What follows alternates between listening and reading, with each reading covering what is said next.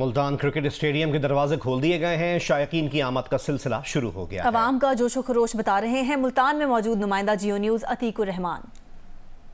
जी, Asia cup का आगाज पाकिस्तान और मुल्तान का मैच और शायकीन के लिए मुल्तान स्टेडियम के दरवाजे खोल दिए गए हैं और शायकीन जो है वो जोक दर जोक अब स्टेडियम का रुख करेंगे और तैयारियां भी मुकम्मल है। आप देख रहे होंगे पाकिस्तान के रंग में रंगे ये गुब्बारे जो है वो स्टेडियम में जब इफ्तिताई तकरीब होगी फ़िज़ा में छोड़े जाएंगे। और मैं अपने कैमरामैन अयूब कुरैशी को कहूँगा कि ज़रा वो लाइन भी दिखाएँ जहाँ शायकीन की एक तादाद जो है अभी से, हालांकि मैच शुरू होने में ख़ास ही वक्त है और इस तरह के नौजवान और वहाँ रश आपको नज़र आ रहा होगा।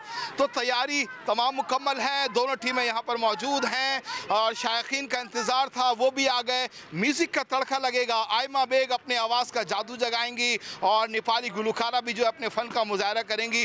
और ये सारे जो है टॉस के बाद होगा और फिर जब मैच ख़त्म होगा तो फिर ज़बरदस्त जो है आतिशबाजी भी की जाएगी। पाकिस्तान नंबर 1 टीम और इस कॉन्फिडेंस का अंदाज़ा आप इस बात से लगा सकते हैं कि पाकिस्तान ने एक रोज़ पहले ही जो है अपनी प्लेइंग 11 का भी ऐलान कर दिया। गो के नेपाल की टीम एक कमज़ोर हरीफ है और आज छुट्टी का दिन भी नहीं है, लेकिन मुल्तान में जब मैच हो तो शायकीन की एक बहुत बड़ी तादाद यहाँ पे आती है। हाँ बच्चों, क्या कहेंगे आप?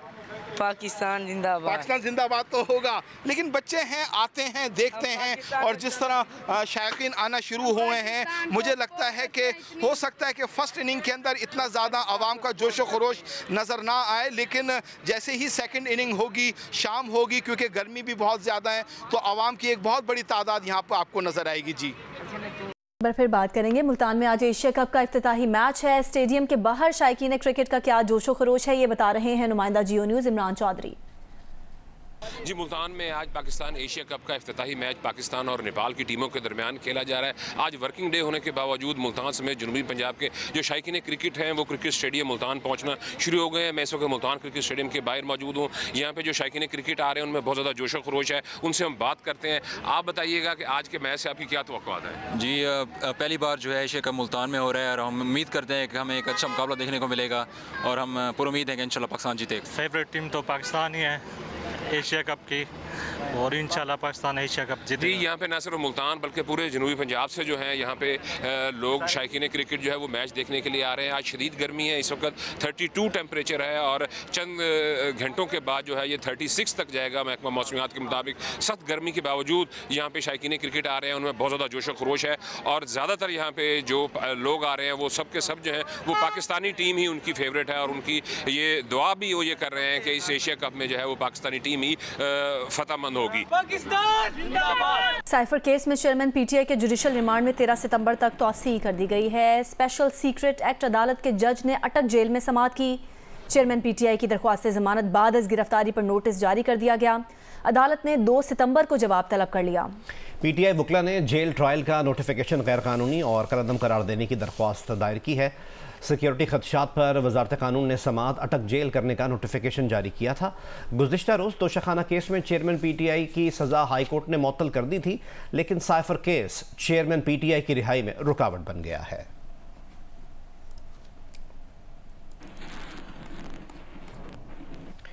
चेयरमैन पीटीआई ने वजारत कानून का अदालत अटक जेल मुंतकिल करने का जो नोटिफिकेशन है वो चैलेंज कर दिया है। साइफर केस की अटक जेल में समाअत के खिलाफ इस्लामाबाद हाई कोर्ट में दरख्वास्त दायर की गई है। इस दरख्वास्त में इस्तदा की गई है कि अदालत अटक जेल में मुंतकिल करने का नोटिफिकेशन गैर कानूनी है, कलअदम करार दिया जाए। एटीसी जज को ऑफिशियल सीक्रेट एक्ट के तहत दर्ज मुकदमात का इख्तियार समाअत भी चैलेंज किया गया है। सेक्रेटरी कानून, सेक्रेटरी दाखिला, chief commissioner, IG Islamabad, DGFIA और जेल हुकाम को फरीक बनाया गया है।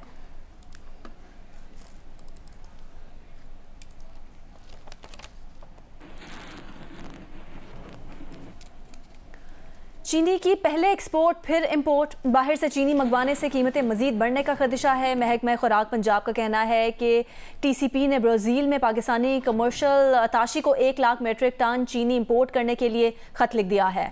मजीद तफसील हासिल करते हैं नुमाइंदा जियो न्यूज़ जवाद मलिक से। जवाद, अपडेट कीजिएगा। चीनी की कीमत तो वैसे ही बढ़ती जा रही है, तो अब इंपोर्ट करने से मजीद क्या इम्पैक्ट आएगा? जी बिल्कुल, ये बात आपने बिल्कुल दुरुस्त किया है कि ये हमारी पॉलिसी ऐसी होती हैं कि पहले हम एक काम करते हैं फिर उसका खमियाजा भुगतते हैं, यानी महंगाई की सूरत में या शॉर्टेज की सूरत में। यही यहाँ पे हुआ, चीनी हमारे पास सरप्लस थी तो शुगर मिल्स मालकान ने दबाव डाला पिछली हुकूमत पर और उन्होंने इजाजत ले ली एक्सपोर्ट करने की। वो धड़ाधड़ एक्सपोर्ट करते रहे, स्मगलिंग करते रहे, होर्डिंग करते रहे, जखीरानदोजी करते रहे और उसका नतीजा ये निकला कि एक आम आदमी को जो सस्ती चीनी मिल रही थी, वही चीज सस्ती थी, वो चीनी थी 100 रुपए किलो मिल रही थी, हर दुकान पर मिलती थी। और उसका नतीजा ये हुआ एक्सपोर्ट की इजाजत मिलने का कि चीनी की कीमत आज 160-165 रुपए में बाजार में नहीं मिल रही, शॉर्टेज पैदा हो गई है। तो इसके बाद उन्होंने अब ये किया, नई गवर्नमेंट आई है निगरान, तो ये दोबारा चले गए उनके पास शुगर मिल माफिया और TCP से इन्होंने एक खत लिखवाया ब्राजील हुकूमत को, अताशी को वहाँ 1 लाख टन चीनी की इंपोर्ट का। तो ये जो चीनी आएगी, ये बड़ी मुख्तसर बात कर रहा हूँ मैं कि ये जो यहाँ पर 120 रुपए है, ये 220 रुपए में वहां से आएगी, उसका खर्चा पड़ेगा, महंगी चीनी होगी और इंपोर्टेड होगी। बहुत बहुत शुक्रिया जवाब हमें अपडेट करने के लिए। यानी कि चीनी की कीमतों में होश रुपए इजाफा होने जा रहा है।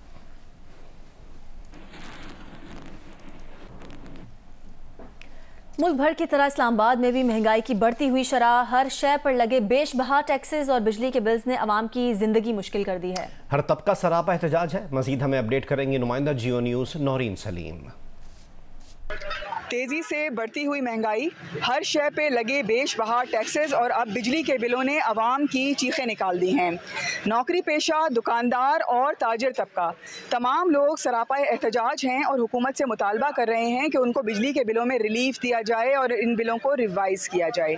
बिजली का बिल मेरा है जी 48,000। ये छोटी सी दुकान है, एक चिलर लगा हुआ है और एक ये साथ आइसक्रीम की मशीन है आगे।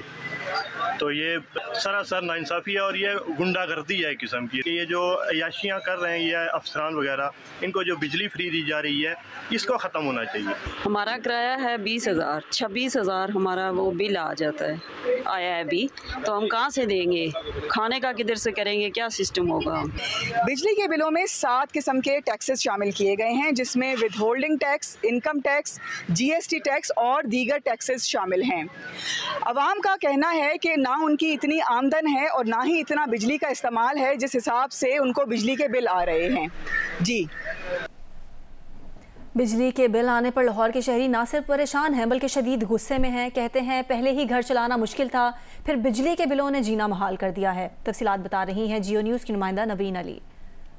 जी, बिजली के बिलों के ऊपर जहां पर अवाम सरापा एहतजाज है और वहीं पर जो है हज़ारों रुपए का जो बिल है उसको हाथ में लिए परेशान और मारे मारे फिर रहे हैं। बिल हमने पे नहीं किया, साड़ दिया उसको, जला दिया उसको। हमने किया ही नहीं है, वैसे रखा हुआ है। 21,000 बिल आया, एक पंखा, 2 पंखे चलते हैं और बल्ब बस। आपने शहरियों की बात सुन ली है, वो बहुत ही ज़्यादा परेशान नज़र आ रहे हैं बिजली को बिल को लेकर। उनका ये कहना है कि पहले ही घर का किचन नहीं पूरा पड़ा था, उनकी दवाइयाँ पूरी नहीं पड़ी थी, ज़रूरियात पूरी नहीं पड़ी थी। ऐसे में हज़ारों रुपए का बिजली का बिल जो है उनकी परेशानियों में, उनकी मुश्किलात में मज़ीद इजाफा कर रहा है। और इतना ही नहीं, वो हुकूमत से शिकवा कर रहे हैं, गुस्सा कर रहे हैं, शिकायत कर रहे हैं कि खुदारा उनके ऊपर जो है मज़ीद महंगाई का कहर जो है वो ना तोड़ा जाए। जी, बराह रास्त आपको इस्लामाबाद लिए चलते हैं जहां ANP के रहनुमा इलेक्शन कमीशन के बाहर मीडिया से बात कर रहे हैं। तो ये एक सूरत हाल है और हमने उनसे यानी आइन के मुताबिक खुशदल खान हमारे साथ है, इन्होंने कुल के बात कर दी। फिर इसके हमारे साथ जो है नहीं हमारे जायद खान साहब, इन्होंने कुल के बात कर दी। अब्दुल रहीम साहब उन्होंने भी वहाँ पे बात की। तो कोई बात हमने ना सियासी अंदाज में छोड़ी ना आईनी एतबार से कोई हमने बात छोड़ी, लेकिन ये बात ज़रूर है कि इलेक्शन का डेट हमें ज़रूर मिलना चाहिए। अगर ये भी ना हो तो एतमाद नहीं है, कहीं ऐसा ना हो कि इसको तूल दिया जाए तो ये फिर मुनासिब नहीं होगा। 90 डेज में हो तो ये आइन के मुताबिक होगा, बहुत अच्छा होगा। अगर इलेक्शन कमीशन CCI के अजलास के बाद ये इरादा रखती है कि अब हमारे लिए 90 डेज में मुश्किल है, तो फिर हम कहते हैं कि इसको ज़रा घटा दे। और उन्होंने ये बात मान ली कि हम डिलिमिटेशन के वक्त को कुछ हद तक घटा सकते हैं और उसको घटा के फिर फरवरी में जो इलेक्शन कराने हैं शायद हम फरवरी के इब्तिदा में कराए या जनवरी के आखिर में कराए। तो इतनी से बात हमसे उन्होंने की और वो आपके सामने हमने रख दी।